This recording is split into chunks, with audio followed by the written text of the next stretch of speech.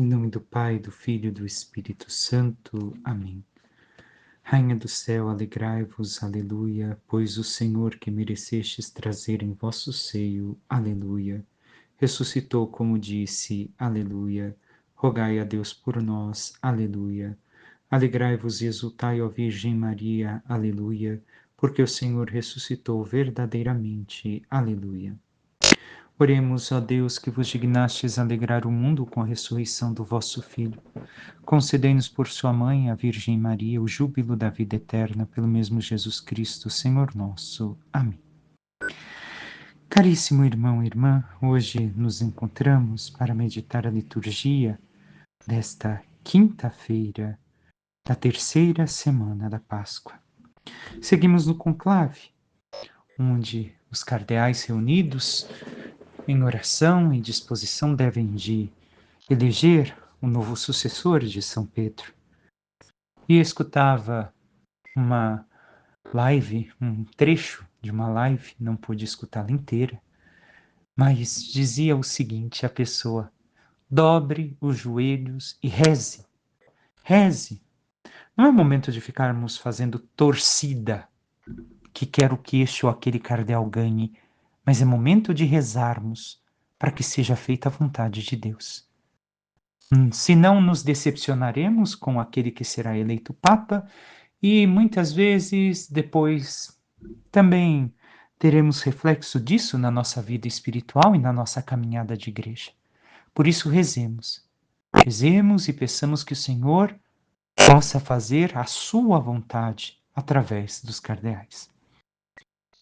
Sigamos. A liturgia de hoje continua o Evangelho de São João que estamos ouvindo nos últimos dias. Naquele tempo disse Jesus à multidão: ninguém pode vir a mim se o Pai que me enviou não o atrai, e eu ressuscitarei no último dia.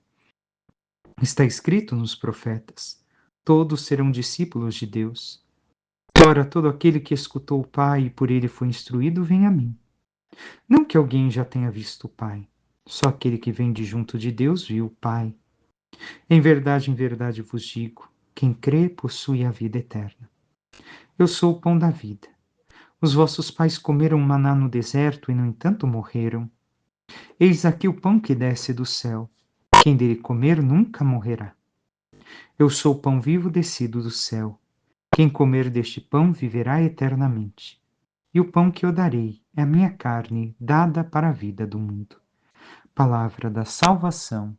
Glória a vós, Senhor. Hoje, diretamente, o Senhor está falando da sua presença na Santíssima Eucaristia. A tal ponto que nós não podemos negar Ele como pão da vida, como alimento no sacramento para nós. E Jesus inicia dizendo algo muito importante. Ninguém pode vir a mim se o Pai que me enviou não o atrai. O que quer dizer o Senhor com isso? Devemos de recordar e ter presente em nossas mentes que tudo que nos permeia é pura graça de Deus. A graça do Pai que nos atrai para Cristo. E a graça do Pai que nos sustenta na fé. Se estamos hoje buscando a Jesus, seguindo a Jesus, participando da igreja, vivendo os sacramentos, o ministério, nós devemos de ter presente isso diante de nós. O quê? Que o Senhor, o Pai, nos atraiu através de seu Filho, no seu Filho, ao seu Filho. Por ele chegamos ao Pai. E o quanto temos reconhecido esta graça de Deus em nossas vidas. A sua ação salvífica, a sua presença, a sua luz. Segue ainda o texto. Está escrito nos profetas: todos serão discípulos de Deus. Ora, todo aquele que escutou o Pai e por ele foi instruído, vem a mim. Não que alguém tenha visto o Pai, só aquele que vem de junto de Deus viu o Pai. E vamos ler aqui um pequeno trecho do que Comenta Santo Agostinho sobre escutar o Pai. Santo Agostinho vai dizer, comentando este evangelho, justamente que coisa é ser atraído pelo Pai? Se não é estar em direção a Ele, unido a Ele, e aprender do Pai. Que coisa é se não escutar o Pai? E escutar o Pai, que coisa é se não escutar o verbo do Pai, que sou eu? Vós podeis objetar, se não, se nunca vimos o Pai, como podemos acolher o seu ensinamento? Vos respondo, eu conheço o Pai, eu venho do Pai, mas como vem a palavra daquele ao qual pertence, não como uma palavra que soa e passa, mas como a palavra que permanece junto daquele que a pronuncia e que atrai a quem a escuta. Isso comenta Santo Agostinho. Nós somos atraídos ao Pai pela sua palavra, em aprender dele. E como aprendemos do Pai? Através do Filho. O Filho nos revela o Pai. Recordemos, isto está na nossa fé. É Jesus que nos apresenta ao Pai, ele mesmo diz. Ele nos instrui, ele nos conduz, ele nos ilumina. Mas ele está junto com o Pai, não como a palavra que sai de nossa boca e depois, como som, some. Não, não é assim. Jesus mantém-se unido plenamente ao Pai. E por isso, através dele, chegamos ao Pai. Em verdade vos digo: quem crê possui a vida eterna. Eu sou o pão da vida. Os vossos pais comeram maná no deserto e, no entanto, morreram. O que Jesus está querendo nos recordar, nos indicar aqui, a nós que temos uma caminhada de fé, a nós que vivemos a busca dos sacramentos na igreja, devemos de recordar o que nós recebemos, tudo o que nós recebemos. Como havia dito antes, a questão da graça que nos permeia não é um esforço nosso, é um dom, um presente de Deus. A Deus são pedidos estes dons, como a fé, a esperança, a caridade. Os dons ele nos faz quando, com a fé, nos aproximamos dos sacramentos da igreja. O maior dom é o seu Filho, nosso Senhor Jesus Cristo, que recebemos na Eucaristia. O dom nos é oferto, mas está na nossa responsabilidade acolher o dom que nos é dado. Muitas vezes podemos não acolhê-lo. Como tem um pão para a vida biológica, mas não é suficiente para satisfazer o desejo de eternidade que está nos nossos corações. É necessário um outro pão capaz de superar a barreira do humano e nos introduzir no reino da vida eterna, da vida sem fim. E o pão eucarístico, Jesus em nós, se une à marca de Deus presente em nossa alma, e a alma se abre ao amor e à vida eterna. Nós somos chamados a não desperdiçar este dom, este presente que Deus nos faz. E como temos vivido este dom, este sacramento, que talvez você que me escute receba com frequência todos os domingos, está recebendo como este dom que supera a barreira do humano e te conduz realmente a uma vida superior, a vida eterna, a vida divina, a santidade? Ou é somente um agir pelo impulso? Ainda devemos de olhar para isso em nossas vidas. Por quê? Porque muitos cristãos entram na fila da comunhão, muitos católicos entram na fila da comunhão como se entrasse, como disse uma vez, na fila de supermercado. Vou receber aquilo que me é por direito, não é direito. É dom, é presente de Deus. E deve de ser muito bem recebido, muito bem acolhido. Alguém recebe, imaginemos, você recebe de presente algo muito precioso, uma joia, um diamante, ouro, ou ainda uma roupa tão bela que você queria, que custa caríssimo, um sapato, sei lá.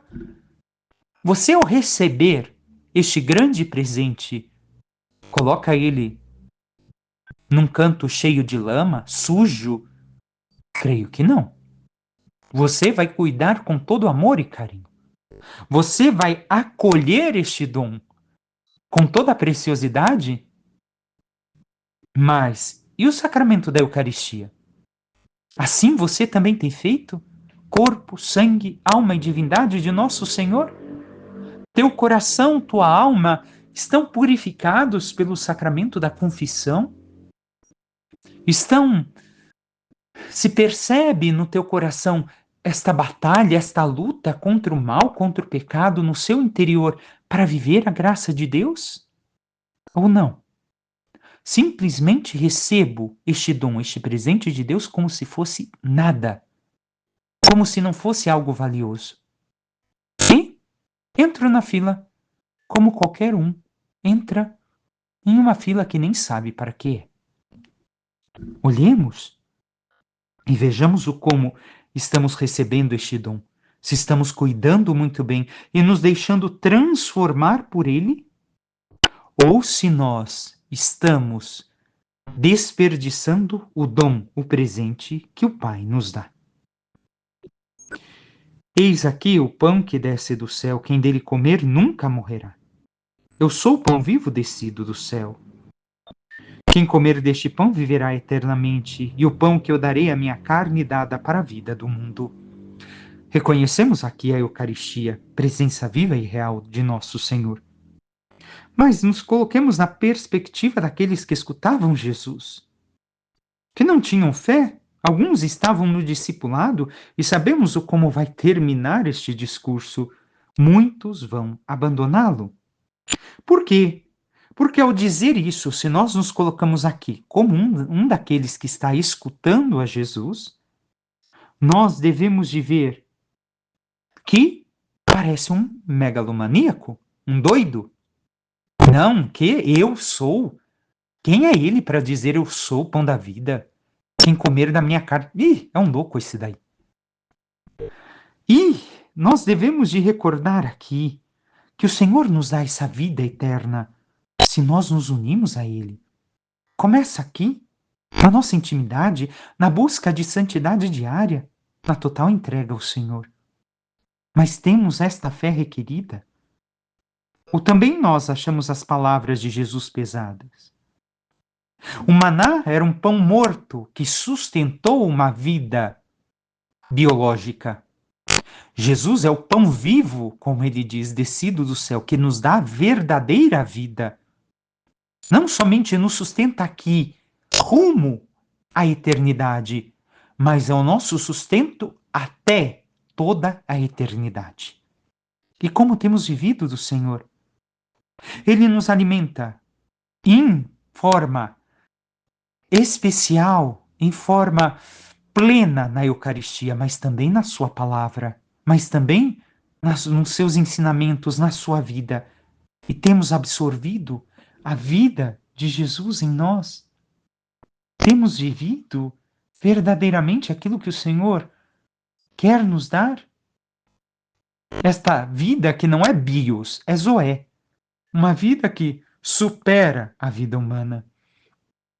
Que nutre, Jesus é o pão da vida que nutre e vivifica a nossa alma e sacia o nosso desejo de eternidade. Jesus está aqui preparando ao falar que dará a sua carne para a revelação do mistério da Eucaristia, daquilo que sucederá na Quinta-feira Santa. E Jesus também, ao mesmo tempo, de forma, digamos assim, escondida, está dizendo ser Deus, ao dizer que quem o ouve chega ao Pai, conhece o Pai, ama o Pai. E temos feito este caminho de fé, meu irmão, minha irmã. Passemos brevemente pelo Salmo. Aclamai o Senhor Deus, ó terra inteira. E, ao final do Salmo de hoje, nos diz: Bendito seja o Senhor Deus que me escutou. Não rejeitou minha oração e meu clamor, nem afastou longe de mim o seu amor. Temos visto esta ação de Deus em nós, que Ele não rejeita a nossa oração quando ela é verdadeira e vamos entender o que é oração, e vemos que Ele permanece conosco e sentimos o seu amor, a sua ação em nossas vidas, em cada circunstância, em cada momento. Passemos à primeira leitura.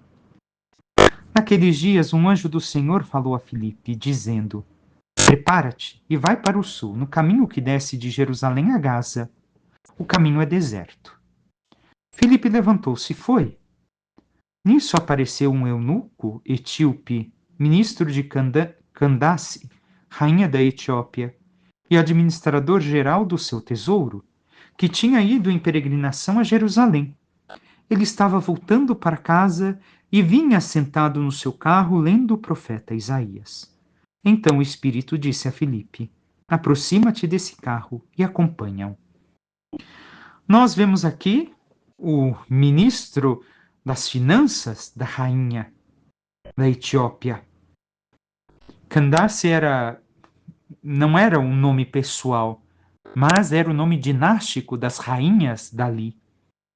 E assim, ele está lendo o profeta Isaías. Não se sabe ao certo se ele era um judeu, se era um prosélito, se era alguém que admirava a religião judaica, mas se sabe que está lendo, saindo de Jerusalém, indo para a região de Gaza e lendo o profeta Isaías. E o que devemos de ter presente aqui? Algo que vimos no Evangelho também. A graça do Pai atraiu esse eunuco a Cristo. E a graça do Pai sustenta a fé de Filipe, que é enviado em missão para ajudar este eunuco a conhecer a fé. Nós vamos ainda ver o diálogo entre os dois. E aqui, o que devemos de ter presente diante de nós? Que o Senhor também pede a nós a mesma missão. A missão de estarmos abertos ao Espírito Santo, aquilo que falamos nos últimos dias. E recordar que o Espírito Santo nos moverá, muitas vezes de forma surpreendente, como dizia ainda ontem. Algumas vezes nós temos que ir fazer certas coisas, certas obrigações da vida, ou resolver certos assuntos que nós não queríamos e que talvez ali o Senhor quer que nós sejamos sua presença. E ali, falando de Deus, conversando sobre a fé, conseguimos encontrar um amigo, um colega, ou ainda levar uma pessoa a querer buscar a Jesus, a querer buscar a Deus. E temos realizado esta obra. Mesmo quando tudo nos parece difícil, o caminho nos parece equivocado, porque não gostaríamos de estar ali, fazer aquela coisa no nosso dia a dia, mas calhou de acontecer conosco, estar naquela situação. Temos realizado a missão que o Senhor nos encomenda? E como disse, aqui já vamos entrar na questão da oração, antes do diálogo dos dois. Porque o que é a oração? O Espírito que fala a Filipe é justamente o Espírito que fala através da oração de Filipe. A oração é o diálogo com Deus? Sim. Mas a oração também é crer e amar. Passar do somente da teoria à prática. O amor verdadeiro.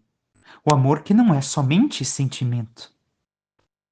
E nós temos esta fé e amamos verdadeiramente a Jesus, onde agimos conforme o seu amor, como pessoas que o amam? Continuemos agora o diálogo dos dois. Felipe correu, ouviu o eunuco ler o profeta Isaías e perguntou: Tu compreendes o que estás lendo? O eunuco respondeu: Como posso se ninguém me explica? Então convidou Filipe a subir e a sentar-se junto a ele. A passagem da escritura que o eunuco estava lendo era esta: Ele foi levado como ovelha ao matadouro e qual um cordeiro diante do seu tosqueador, ele emudeceu e não abriu a boca. Eles o humilharam e lhe negaram justiça, e seus descendentes, quem os poderá enumerar? Pois sua vida foi arrancada da terra. E o eunuco disse a Filipe: Peço que me expliques de quem o profeta está dizendo isso. Ele fala de si mesmo ou se refere a algum outro? Então Filipe começou a falar e, partindo dessa passagem da Escritura, anunciou Jesus ao eunuco. Eles prosseguiram o caminho e chegaram a um lugar onde havia água. Então o eunuco disse a Filipe: Aqui temos água. O que impede que eu seja batizado? O eunuco mandou parar o carro, os dois desceram para a água e Filipe batizou o eunuco. Quando saíram da água, o Espírito do Senhor arrebatou a Filipe. O eunuco não o viu mais e prosseguiu sua viagem cheio de alegria.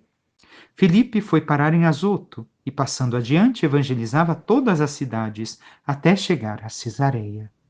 Há um versículo que é suprimido, presente somente na Vulgata e não encontrado em outros códices, que diz o seguinte neste texto: Disse Filipe: Se crês de todo o coração, é possível ser batizado?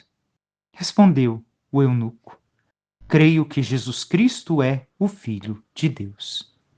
Professou a sua fé. Aqui está o ato de fé que leva depois ao batismo do eunuco, segundo a Vulgata.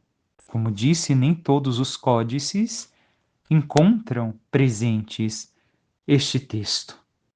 E segundo alguma nota de rodapé de uma das traduções, quando fala que o eunuco não professa a sua fé, não vê mais Filipe, com esse desaparecimento, ele compreende o sinal miraculoso e divino que aconteceu com ele. Então, teve isso como sinal de que deveria prosseguir e voltar ao seu país, e ali, lembrando-se do dom recebido de Deus, mostrar aos seus compatriotas o caminho da salvação. E este eunuco tornou-se o apóstolo de sua nação. E ainda hoje eles se gloriam de terem recebido dele a fé. Aqui está o papel para nós em Filipe e no eunuco. No eunuco, receber esta verdadeira fé e professar e viver esta fé que o Senhor nos dá como ele, acolhendo, aprendendo tudo aquilo que o Senhor nos ensina através da fé, da igreja, dos ensinamentos, mas também o trabalho de Filipe, de ajudarmos os outros que são atraídos por Deus à fé, a conhecerem o Cristo e também eles, transformados pela obra divina, chegando à fé, levarem a fé aos demais. Peçamos à Santíssima Virgem Maria, nossa mãe, que interceda por cada um de nós e nos ajude a viver cada vez mais na escuta do Espírito Santo e nos deixar guiar pela sua obra salvífica, pelos seus ensinamentos, aonde quer que ele nos leve. E assim, vivendo aquilo que o Espírito Santo pede a cada um de nós, possamos cada vez mais viver também o amor ao Santíssimo Sacramento. E vivendo plenamente a Eucaristia, onde Cristo se torna tudo em nós, possamos participar da sua santidade para um dia participar da sua glória nos céus. Louvado seja nosso Senhor Jesus Cristo, para que sempre seja louvado. Ao final, uma coisa, hoje a Ordem de Santo Agostinho celebra Nossa Senhora da Graça, não das Graças, um título antigo da nossa ordem, ao qual os agostinianos portugueses, enquanto existia fortemente a ordem em Portugal, eram conhecidos mais como gracianos, pela devoção a Nossa Senhora da Graça. Que Nossa Senhora da Graça sempre interceda por nós. Por intercessão da Santíssima Virgem Maria, de todos os santos e anjos de Deus, desça sobre vós, vossas famílias, vosso trabalho e tudo que vos pertence. A bênção do Deus Todo-Poderoso, Pai e Filho e Espírito Santo. Amém. Um santo e abençoado dia a todos.